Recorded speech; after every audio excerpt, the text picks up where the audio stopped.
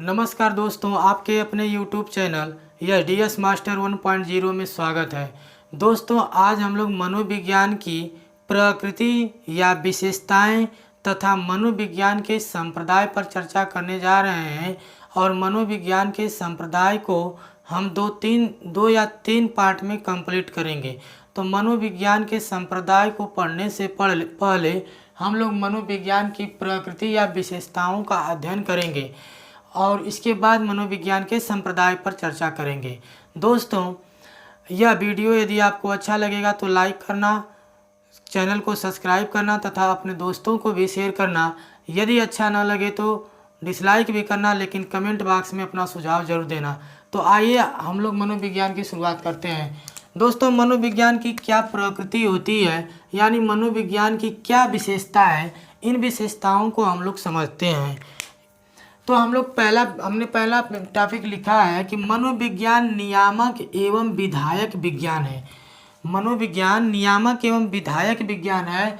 मतलब हम लोग समझेंगे, नियामक का मतलब होगा मनोविज्ञान की विषय वस्तु कैसी हो, अर्थात इसमें किन किन तथ्यों का समावेश किया जाए। मनोविज्ञान में किन किन तथ्यों का समावेश किया जाए, उसी को हम नियामक के अंतर्गत शामिल करते हैं। दूसरी बात मैंने इसमें छापा है कि विधायक विज्ञान है। विधायक का मतलब होता है कि मनोविज्ञान में जो भी तथ्य शामिल होते हैं उन तथ्यों का ज्यों का त्यों अध्ययन किया जाता है। इसीलिए हम मनोविज्ञान को नियामक एवं विधायक विज्ञान कहते हैं।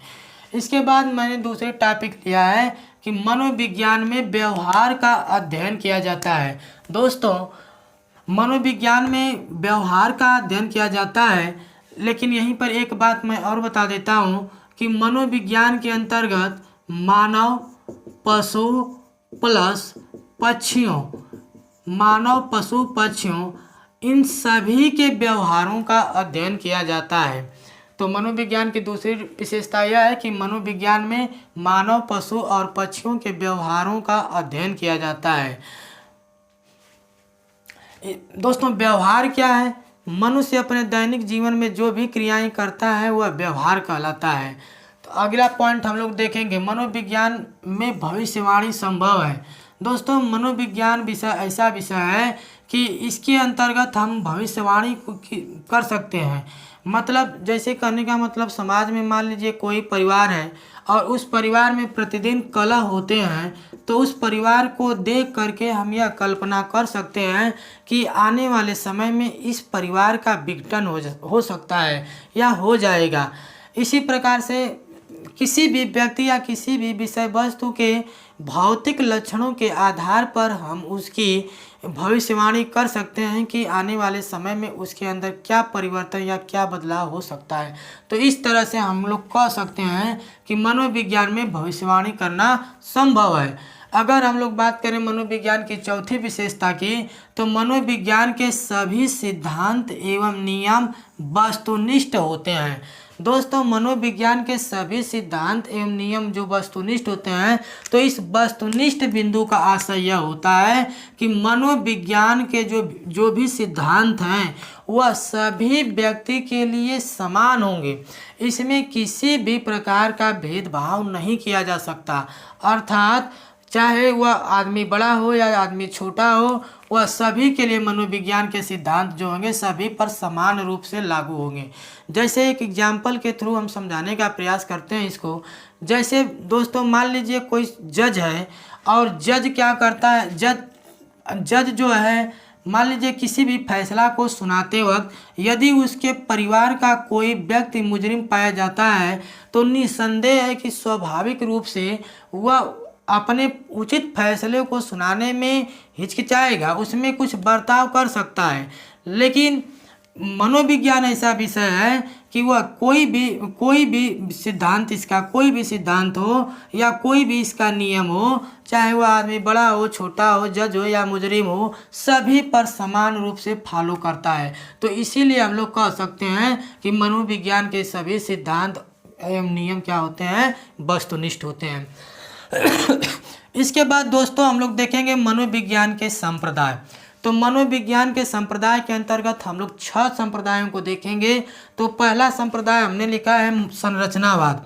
दोस्तों संरचनावाद, और संरचनावाद के जनक जो है विलियम वुंट है। संरचनावाद के जनक विलियम वुंट को बताया जाता है, विलियम वुंट, जो जर्मनी के मनोवैज्ञानिक थे।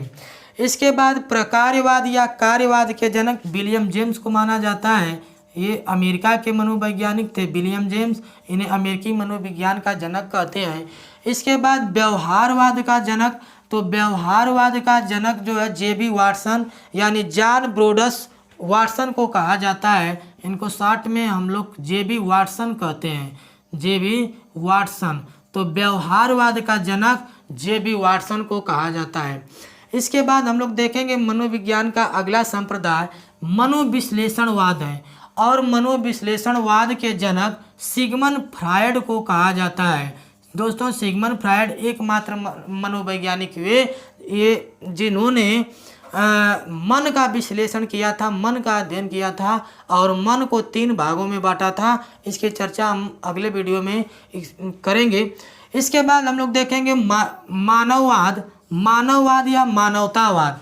मानववाद या मानवतावाद का जनक अब्राहम मैस्लो है, अर्थात मानववाद को देने वाले मनोवैज्ञानिक अब्राहम मैस्लो हैं, अब्राहम मैस्लो।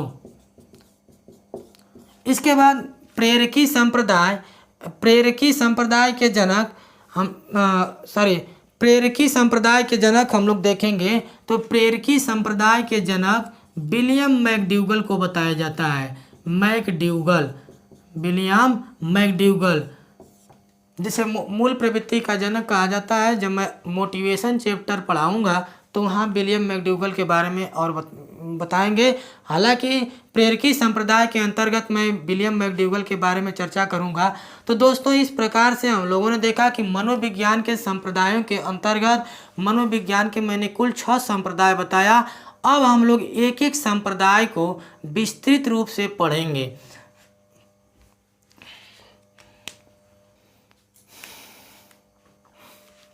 दोस्तों हम लोग देखते हैं मनोविज्ञान के संप्रदाय या वाद।